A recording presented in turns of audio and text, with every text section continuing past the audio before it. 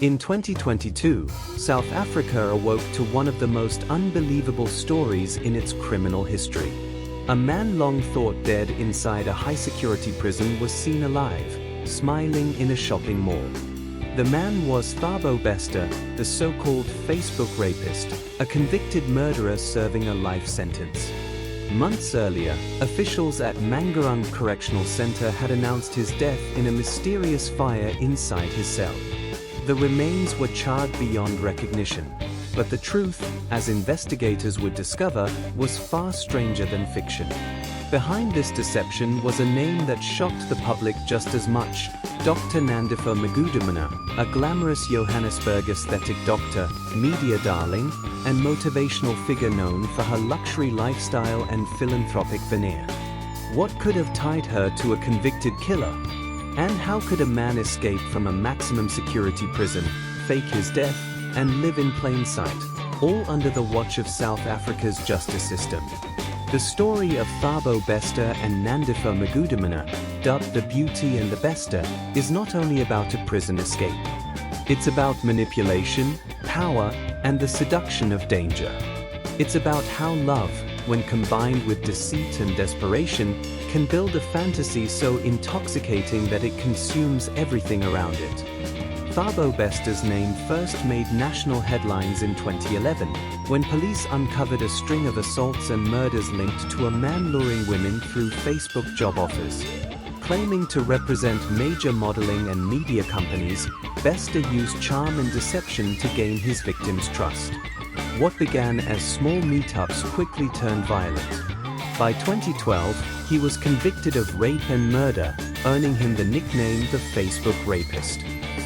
Inside the Mangaung Correctional Centre, a privately run maximum security facility in Bloemfontein, Bester cultivated influence. Inmates described him as educated, eloquent, and terrifyingly persuasive.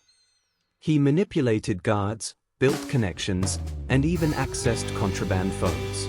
Despite being locked away, he maintained an active digital presence, posting motivational quotes under aliases and contacting admirers online. His charisma, the same weapon that once preyed on victims, began to attract new attention.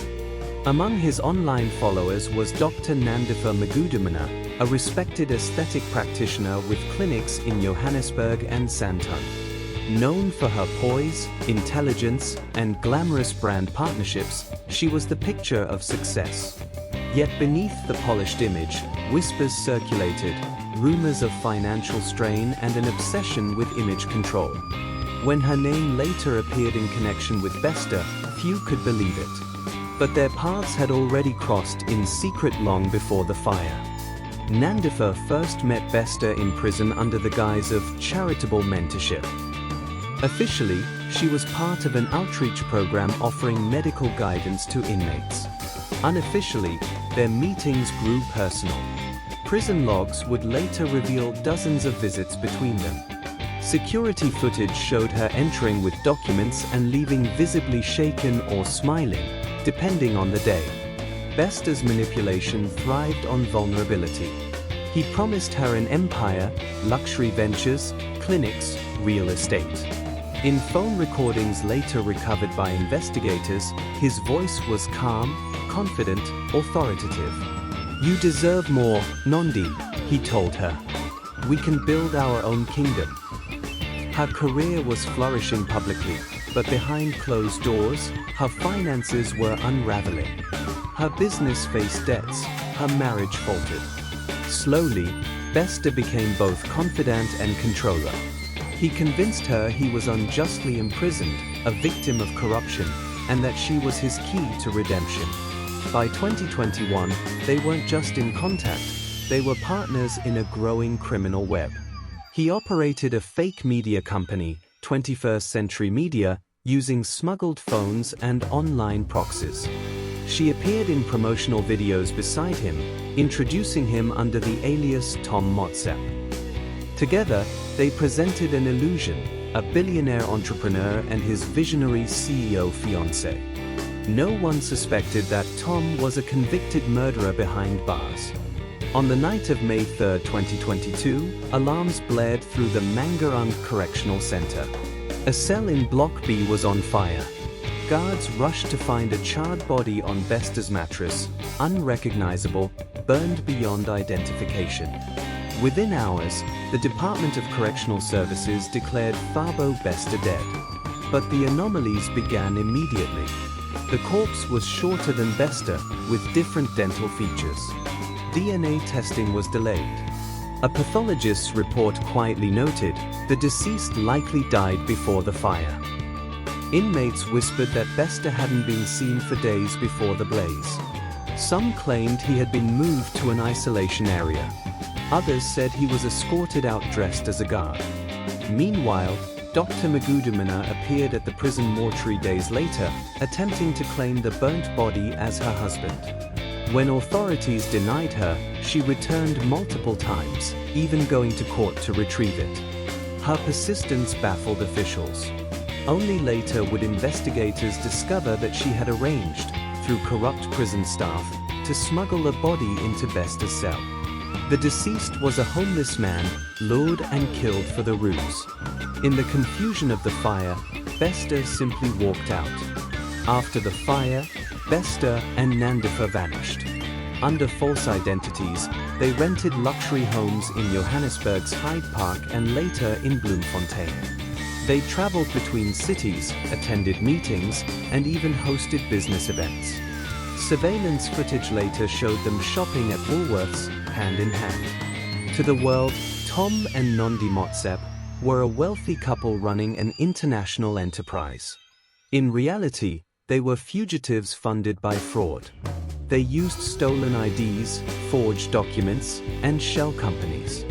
Their home was filled with luxury furniture purchased under aliases. Their love, if it could be called that, operated like a mutual obsession. Friends described Nandipha as entranced, unable to break free of Bester's influence. He controlled her movements, money, and communications. Still, cracks appeared. Staff noticed her anxious behavior, neighbors grew suspicious. Then, investigative journalists from Ground Up published an expose in 2023, alleging Bester was alive and living freely. Days later, police reopened the case. Once the public learned that Bester's death was faked, a national manhunt began. Police raided properties, interrogated prison officials, and exposed a network of corruption. Several G4S employees were suspended. Nandipha's clinics were searched, her assets frozen. Social media exploded. South Africans debated how such a high-profile criminal had outsmarted an entire system. Was it incompetence or complicity? Meanwhile, the fugitives fled across the border into Tanzania. Surveillance cameras tracked them buying SIM cards and groceries in Arusha. Authorities believed they were headed for Kenya, then the US. But Tanzanian police, working with Interpol, caught them on April 7, 2023, driving a black SUV with multiple fake passports and wads of cash. When arrested, Nandipha allegedly wept silently. Bester remained calm, smirking at the officers. The illusion had finally shattered. The pair were deported to South Africa under heavy escort. Images of their arrival at Lanseria Airport flooded the news. Bester in a bulletproof vest, surrounded by Special Task Force officers, Nandipha in cuffs, her designer clothes crumpled. Their reunion at court was silent. She avoided eye contact, he smiled faintly. The illusion of devotion that once defied prison walls had dissolved under fluorescent lights. Investigations revealed a network of bribery inside the correctional system. Guards who looked away, officials who falsified records, and administrative gaps that allowed a killer to vanish. The public demanded accountability. For Nandipha, the fall was catastrophic. Her medical license suspended, her clinics shut down, and her reputation annihilated. For Bester, the escape only deepened his legend. Behind bars once more, he returned to the role he knew best: manipulator, storyteller, myth. In the aftermath, documentaries, podcasts, and public debates sought to make sense of the saga. The Netflix series Beauty and the Bester reintroduced the story to global audiences, framing it as a chilling reflection of manipulation and complicity. Thabo Bester remains incarcerated under maximum security, awaiting additional charges. Dr. Nandipha faces trials for aiding his escape and corpse theft. Despite everything, she has never publicly denounced him.